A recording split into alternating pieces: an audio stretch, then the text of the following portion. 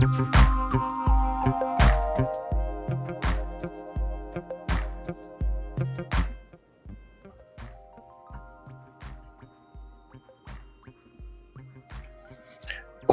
up, Cowboy headquarters, Cowboy Nation, and America's team?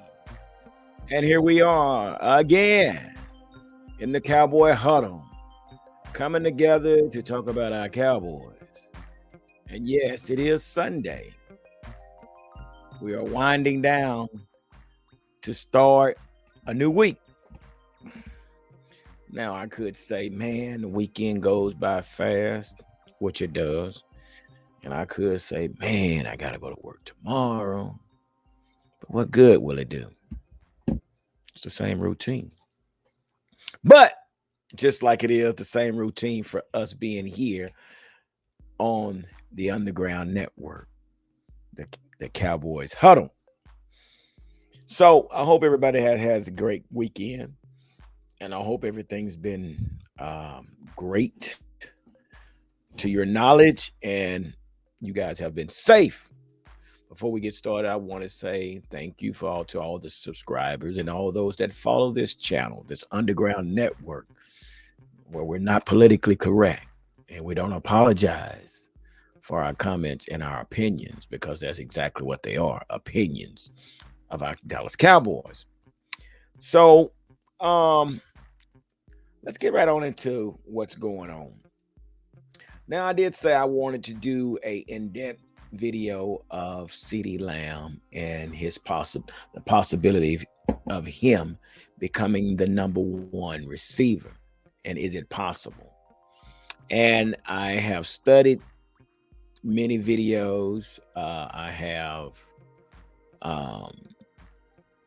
researched over and over again, knowing that he is one that CeeDee Lamb comes from, basically, the University of Oklahoma, the Sooners.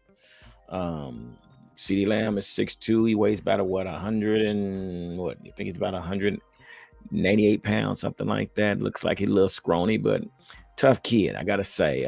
He's basically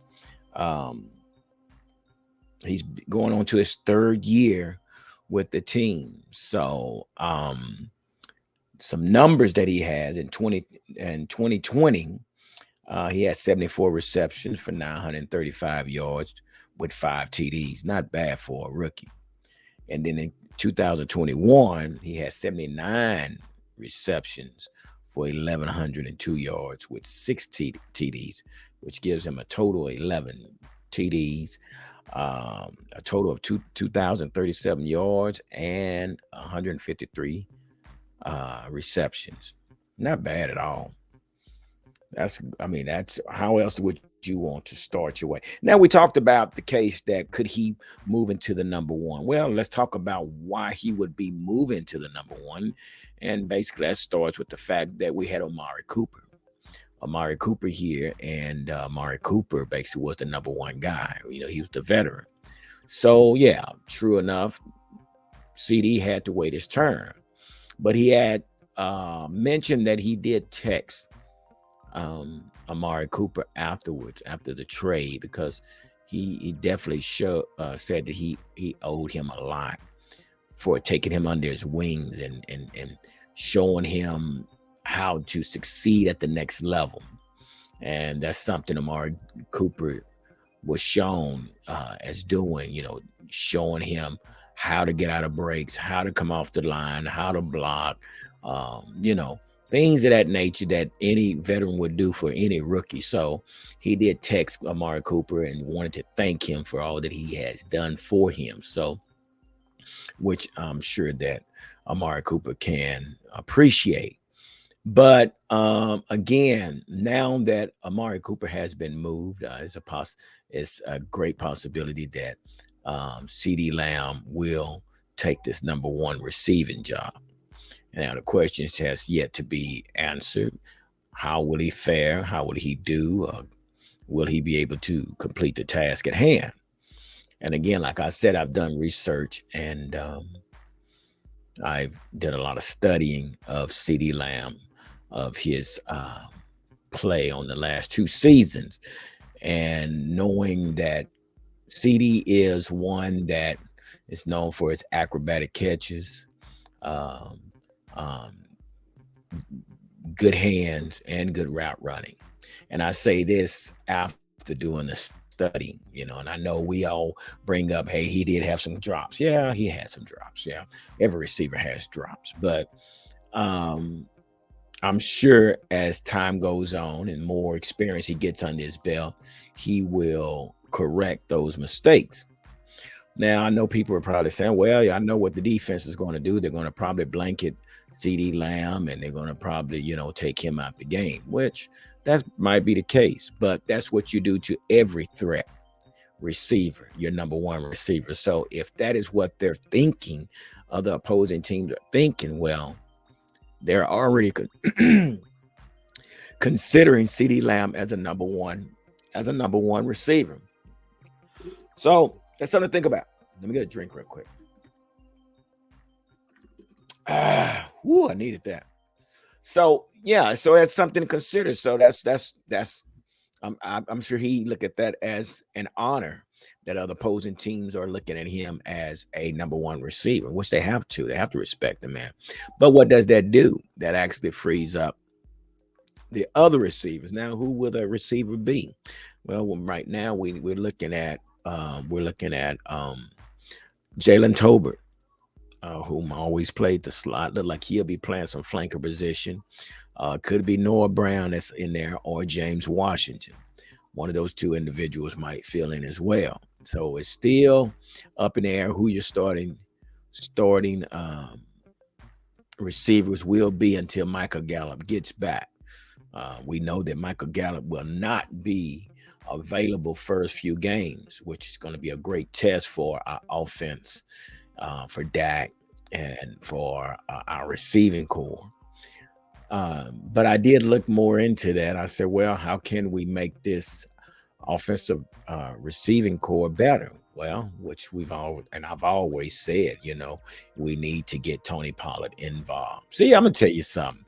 I could tell you somebody's been watching our channel because I've been saying this for the longest. Not saying that he's a Deebo Samuels, but saying that he could be used as a Deebo Samuels, and probably just as good as a Deebo Samuels. So hopefully Kellen Moore has been listening, and this will create opportunity for Tony Pollard to move into a slot position to create more of a threat on our offensive side of the ball. Like I said, I don't really show too much concern towards our defense. I think our defense is pretty much well balanced to a certain extent, but the question is still on our offense.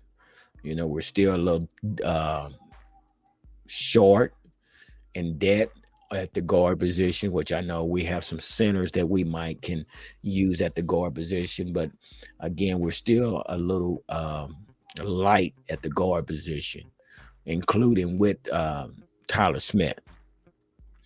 Also, the center position, that's another question to be answered. Can Tyler Biadasz continue to run this offensive line, or do we look at some other individuals? I think it's James Empey is one that I've been looking at. I think basically might give Tyler a run for his money. So so that's where all our concern lies, is with the offense. And by adding Tony Pollard in the slot position, that should create another weapon with Zeke Elliott in the backfield. So again, the question is, will CD Lamb be successful as the number one receiver? And I say, coming from me, the number one Cowboy fan, that he will be successful. If he's drawing double teams, that will allow other receivers to get open. And if they do not blanket CD Lamb, look out. We could have another 1,000-yard season for CD Lamb. So That's just my opinion, my take on CD Lamb, and you guys can leave down in the comments what you think about CD Lamb. So, again, I'm still I'm over it now that Omari Cooper is gone. He served his time, but I hated to lose Omari Cooper. But it's the business. It's the business of the NFL, not for long. And we appreciate Mari, but we have to give the youngster a chance to get in here and prove his worth. So that's where we are. So another thing I want to kind of talk about, guys, and I don't know if you guys saw this.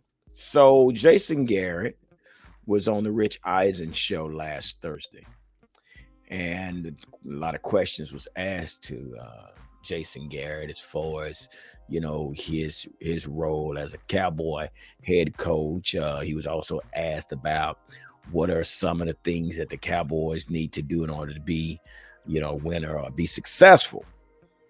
Now, knowing that we had Jason Garrett here for almost 10 seasons, kind of blew my socks off when he said what he said.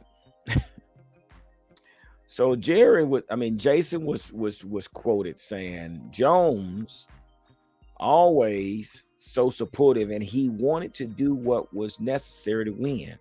And I always felt like I didn't do a good enough job communicating what we needed to do if there was a decision made that went against some of the things I wanted to do.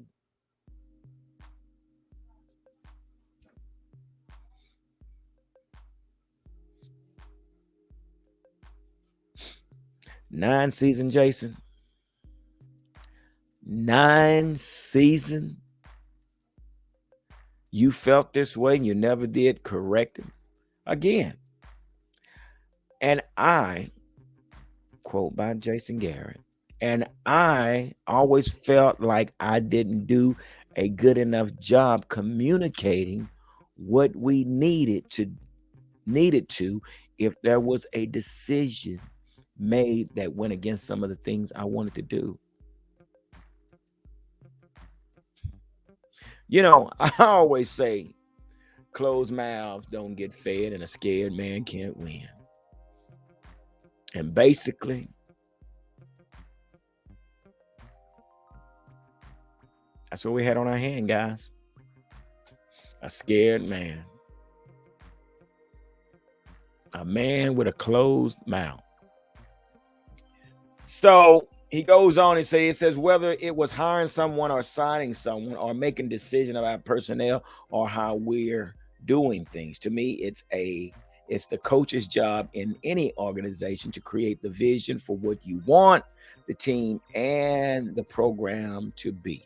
And it's your job to lead. And it's your job to lead upward to ownership, to general managers, and certainly lead to your coaches and your players and all the staff members who work with the team.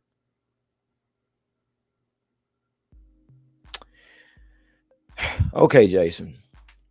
Thanks for your service. 9 years are for nothing because you was a scared man.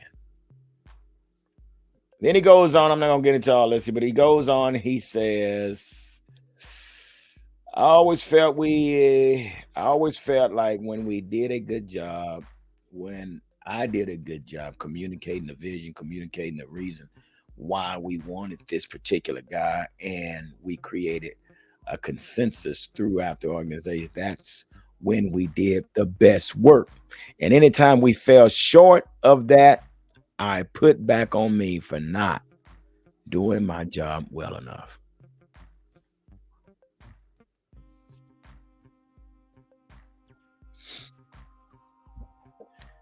Jerry Jones, you could have hired me as the head coach. See, here's the problem. When you don't take ownership or leadership in your team or as a general or as a captain or at anything that you are over, you get exactly what you get.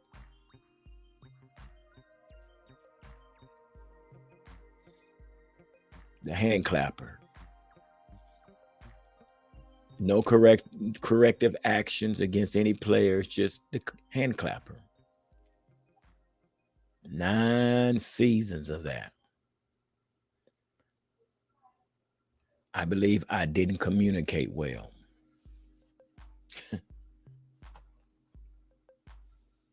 Y'all have to remember we did bring Jason Garrett in before we brought Wade Phillip in as the head coach. Jason Garrett was brought in as the offensive coordinator before we even had a head coach. And Jerry handpicked all the other position coaches. So anyway, we're gonna move on from that. So thanks a lot, Jason Garrett, for being honest. But in other news, it was told that Terrell Owens showed up at the I guess you would call it the visual or the celebration of life for Marion Barber. He gave a speech in honor of Marion Barber. He gave his condolences to the family and friends, and this was held up in Huntington Bank Stadium on Wednesday, the last Wednesday, as a matter of fact. But he told a story about how, I guess they stayed in the same complex, and sometime when he get off the elevator, that he would hear this music. Well, come to find out, this music was coming from Marion Barber's room. So it's been told that Marion Barber was a pianist. He could play the piano. And Terrell Owens said he was a little shocked knowing that Marion Barber was that gifted. But again, he did show up at the Minnesota Gophers Stadium in Huntington Bank Stadium in Minnesota and partook in the celebration of life. So big up to Terrell Owens for being a part of that. But also, fans are still upset at Jerry Jones due to the fact that he has not yet inducted Jimmy Johnson into the Ring of Honor. And I think I talked about this once before. I think I talked about it on TikTok. Matter of fact, I did talk about this on TikTok. And I basically said, until Jerry Jones does right by Jimmy Johnson, we will continue to lose. Basically, Jimmy Johnson won 2 physical Super Bowls, and we give him credit for 3 because the third one was his team, and basically Coach Gunsmoke just was along for the ride. Okay. So yeah. So fans are still angry about that. They have not inducted Jimmy Johnson into the Ring of Honor. Basically was told by Jerry Jones that he had no time frame. And our last inductee was Gil Brandt. And that was 2018. So I have no idea what the grudge is about, but you give credit where credit is due. You give, props where props are due. And Jerry, you need to give the props to Jimmy Johnson, regardless. But this is what shrewd businessmen do. This is what they do. Yeah, they don't have time for that. I got all the money in the world. Who cares? Knowing that Jerry Jones just made a bigger profit, and his resource company, what was it called? Comcast, something like that. Yeah, so he made a big profit, and I'm not gonna go into details because I don't have them on my notes. But yeah, anyway, this is Jerry Jones still holding a grudge against Jimmy Johnson, and fans are upset, and they're letting Jerry know that you need to do the right thing. But I say again, Jerry, until you do right by Jimmy Johnson, we're gonna continue to finish 8-8 and 1 playoff and done. So consider that, Jerry Jones. So, but anyway, guys, I just wanted to kind of touch base with you guys. What's been going on? It's not much going on right now, But as we get ready for training camp, but they have been kind of talking about the 53-man roster. And it comes down to two players that um, the media is talking about. Two receivers, TJ Vasher and Simi Fahoko. One of these guys probably won't make the team. So we're going to do a poll. Who you think makes the team? TJ Vasher or Simi Fahoko? Now, after looking at both receivers, Simi Fahoko has great hands. Um, he is a reception receiver. I don't see a lot of speed with Simi, but he has good hands. Have a little problem where he runs his route. His routes are pretty much rounded off. There's no just super separation. A lot of his routes are rounded off instead of sharp and crisp. TJ Vasher, what thing I like about TJ Vasher, he's a 6'6" undrafted free agent that Cowboys kind of hid away last year due to some injuries, but they kept held on to TJ Vasher.